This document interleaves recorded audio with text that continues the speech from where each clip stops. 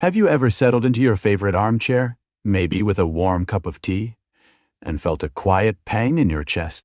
Not because of anything specific, just a sense that something's missing, a friend to laugh with, a story to share, a connection that makes you feel alive?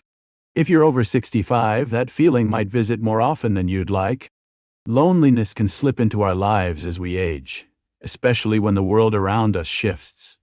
Children move away, friends retire to distant towns, or we lose someone we love. But here's the truth, you're not alone in feeling this way, and there are simple, heartfelt ways to build connections that brighten your days. Today we're going to walk through 6 practical ways to create those bonds, to feel seen, heard, and valued again. These aren't grand, overwhelming plans. They're small steps that fit right into your life, no matter where you are. Let's start with the first one, because it's something you can try today, right from where you're sitting. The first way to build meaningful connections is to rediscover your community. Now, community might sound like a lofty word, but it's really just the people around you. Your neighbors, the barista at the local cafe, or the person who walks their dog past your house every morning. When we're younger, community often forms naturally, through work, school events, or family gatherings. But as we get older, we might need to give it a little nudge.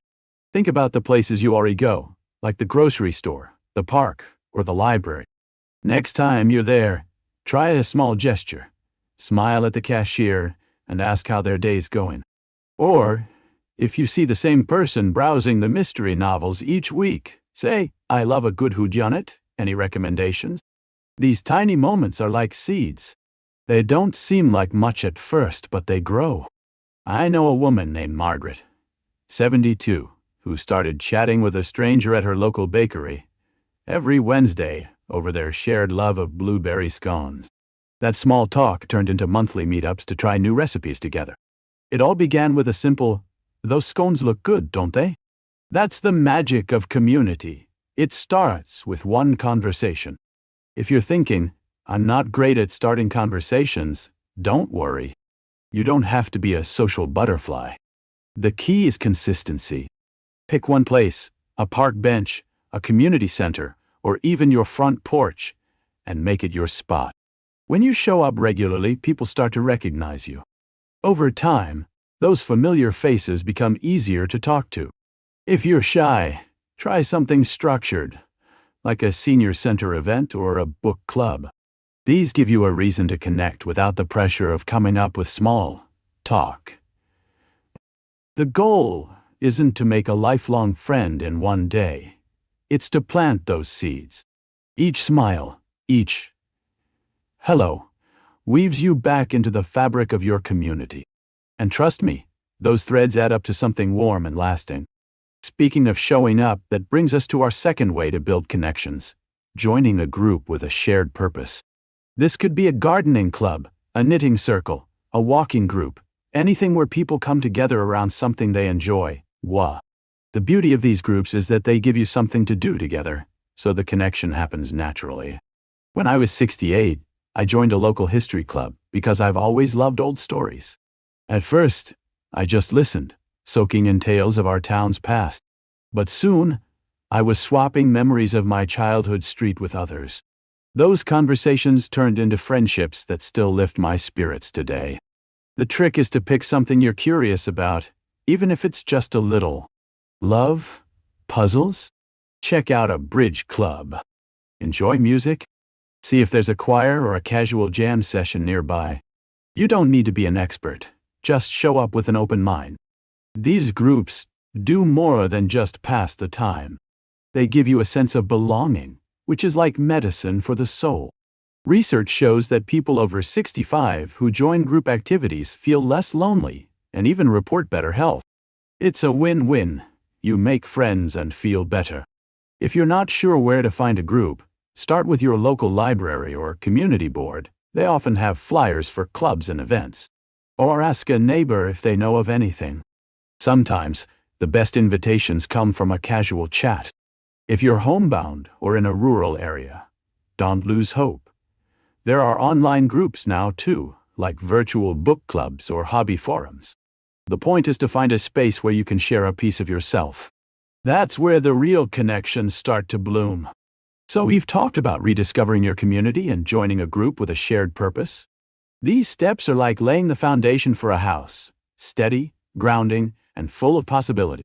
But what happens when you want to go deeper, to build connections that feel truly personal? That's where our next idea comes in, and it's all about reaching out in a way that feels authentic to you. Sharing small acts of kindness is our third way to build meaningful connections, and is one of the most powerful. Kindness doesn't need to be grand or time-consuming. It's often the little things that touch someone's heart. Think about baking an extra batch of cookies and leaving a few on your neighbor's doorstep with a note that says, "Just because." Or calling a friend you haven't spoken to in a while to say, "I was thinking of you today." These gestures are like ripples in a pond. They spread warmth and invite connection in return.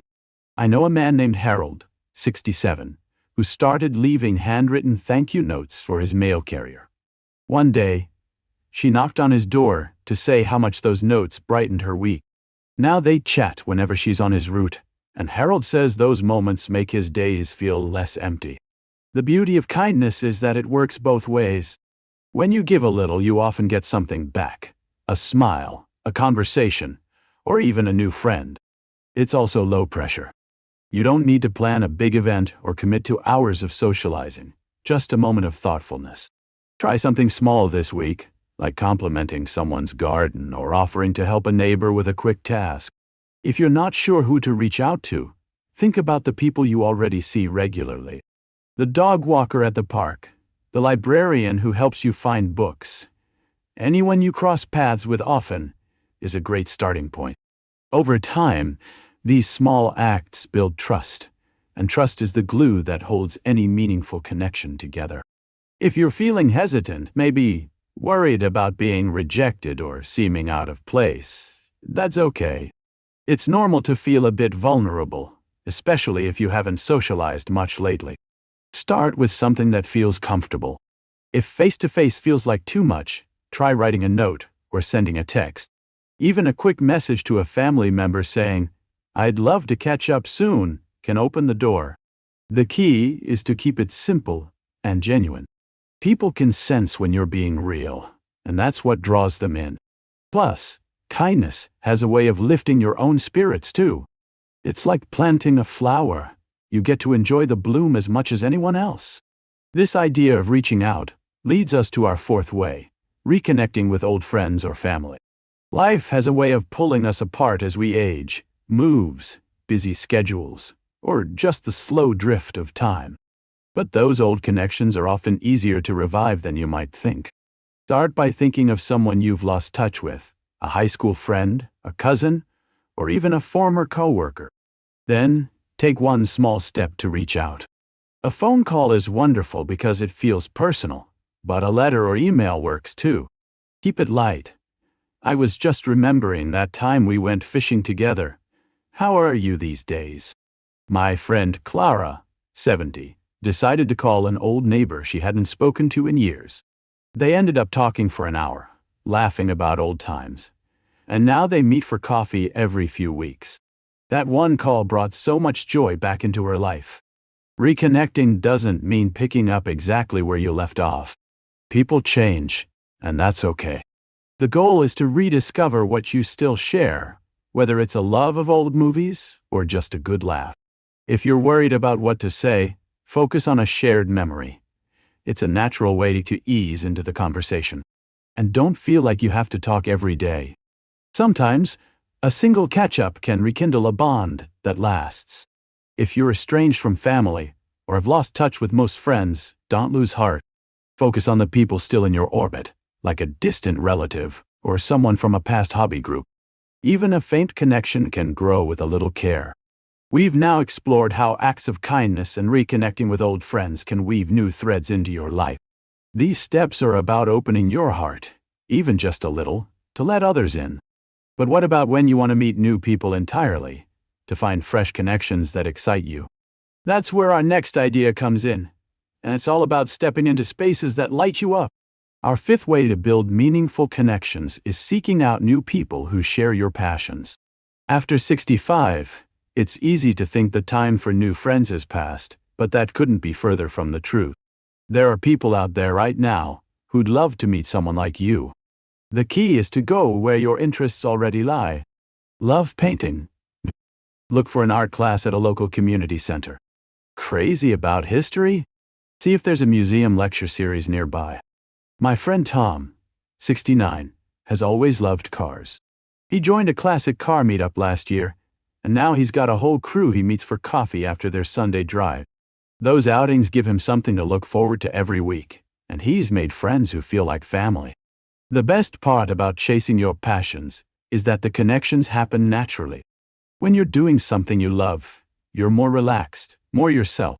That's when people are drawn to you. If you're not sure where to start, think about what you've always wanted to try. Maybe it's photography, bird watching, or even line dancing.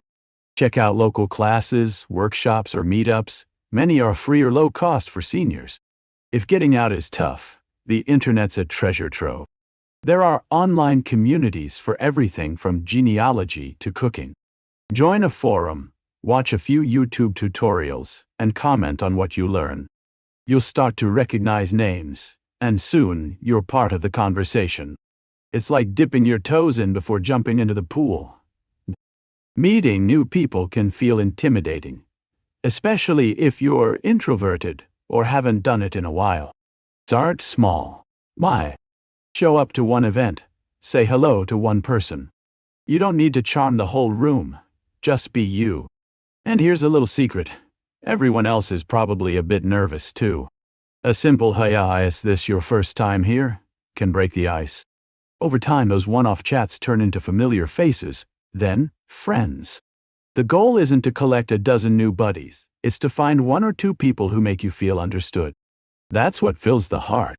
Finally, let's talk about our sixth way, which ties everything together: embracing technology to stay connected. I know tech can feel like a young person's world, but it's a powerful tool for bridging gaps, whether it's distance, mobility, or just a quiet day at home. Imagine seeing your grandkids' faces on a Zoom call, laughing over their latest antics, or joining a Facebook group for gardeners and swapping tips on growing tomatoes. My neighbor Susan, 74, was skeptical about tech until her daughter set her up with a tablet. Now she's in a virtual yoga group and chats with her old college roommate via WhatsApp every week. Those connections keep her spirits high even on days when she doesn't leave the house. You don't need to be a tech expert to start.